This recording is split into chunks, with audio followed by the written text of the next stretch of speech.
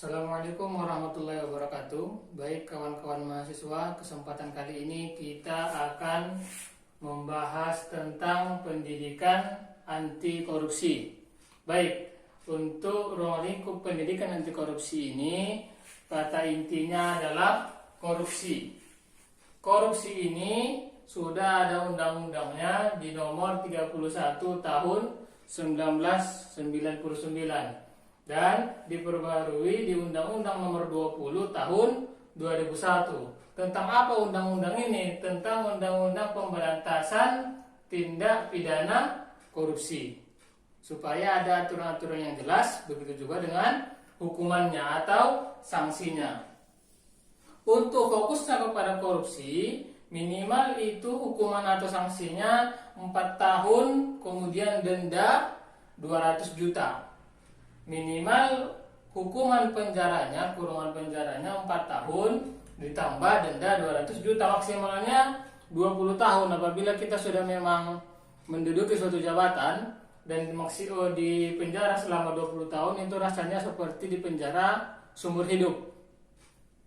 Tambah lagi denda 1 miliar. Beginilah aturan dari undang-undang apabila ketahuan, apabila ada pejabat-pejabat atau yang berhubungan dengan masyarakat apabila melakukan tindak pidana korupsi. Dengan ancaman seperti ini pun sampai 20 tahun penjara dan 1 miliar rupiah, masih tetap banyak juga ditemukan para aparatur negara itu melakukan tindak pidana korupsi. Walaupun bagi kita 1 miliar ini adalah nilai yang sangat besar, apabila memang mereka korupsi sampai 1 triliun, 1 miliar ini tidak bakalan berarti bagi mereka apabila didendakan. Baik, kalau umpamanya dulunya korupsi itu kita kenal dengan sebutan KKN. Sekarang kan sudah diperkhusus kepada korupsi. KKN itu sering kita dengarkan di zaman-zaman dahulu itu disingkat dengan korupsi, kolusi, nepotisme, atau sering disebutkan oleh KKN kata-kata orang di masyarakat. Korupsi, kolusi, nepotisme. Apa saja yang dikatakan korupsi itu? Korupsi itu dikategorikan sesuatu kegiatan atau suatu pelanggaran yang dimana pelanggaran itu merugikan keuangan negara. Berarti intinya yang dikatakan korupsi itu adalah segala sesuatu yang berkaitan dengan uang. Apabila suatu kejahatan itu berkaitan dengan uang, dikategorikanlah dia dengan korupsi, kerugian terhadap keuangan negara. Apabila memang sudah difokuskan untuk bantuan sosial misalkan, untuk bantuan orang-orang miskin misalkan, kemudian kita potong, diberikan negara seumpamanya 1 miliar, kemudian karena kita mungkin wali kota atau bupati, apakah sesuatu jabatan yang bisa memotong dana itu, kita potong umpamanya 300 juta, berarti itu adalah tindak pidana yang kita lakukan yang disebutkan dengan korupsi. Apalagi yang dikategorikan dengan korupsi, suap menyuap. Karena suap menyuap ini pun dikategorikan identiknya terhadap uang. Karena fokus korupsi itu segala sesuatu kejahatan yang berkaitan dengan uang. Kemudian pemerasan, ya. Apabila Anda tidak ingin saya adukan sekian biayanya, pemerasan, dan itu pun termasuk pelanggaran kejahatan dikategorikan secara pemerasan.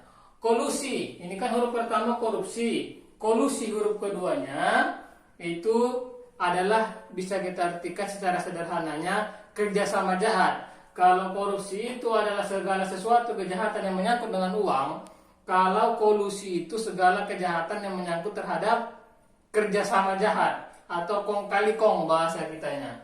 Kerjasama jahat itu contohnya penggelapan dalam jabatan, kemudian perbuatan curang. Sekarang kan salah sering terjadi perbuatan-perbuatan curang untuk mementingkan salah satu pihak atau salah satu keluarganya atau keluarga kawannya atau segala macam, dengan mengorbankan orang lain yang semestinya berada dalam satu posisi. Kemudian dengan perbuatan curang kita masukkan orang dengan segala bentuk nepotisme.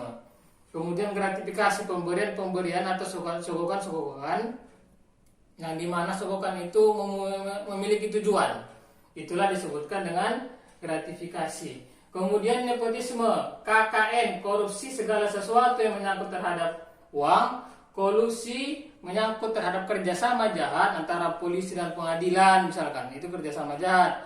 antara pengadilan dan kejaksaan misalnya, itu kerjasama jahat. Apabila ketahuan akan mendapatkan sanksi dari negara. Korupsi tadi menyangkut dengan uang, kolusi menyangkut terhadap kerjasama jahat, nepotisme itu adalah segala sesuatu yang kejahatan yang menyangkut terhadap kerabat-kerabat terdekat. Seperti tadi yang dikatakan itu suap menyuap, gratifikasi, saya berikan ini tapi nanti anak saya itu masukkan dia dengan mengorbankan orang lain. Itu dikategorikan dengan nepotisme. Kalau nepotisme itu adalah segala sesuatu yang menyangkut terhadap kedekatan dengan kelakuan-kelakuan curang yang tidak seharusnya dilakukan. Itulah sekilas. Untuk jelas lengkapnya, penjelasan ini ada di buku pegangan kita.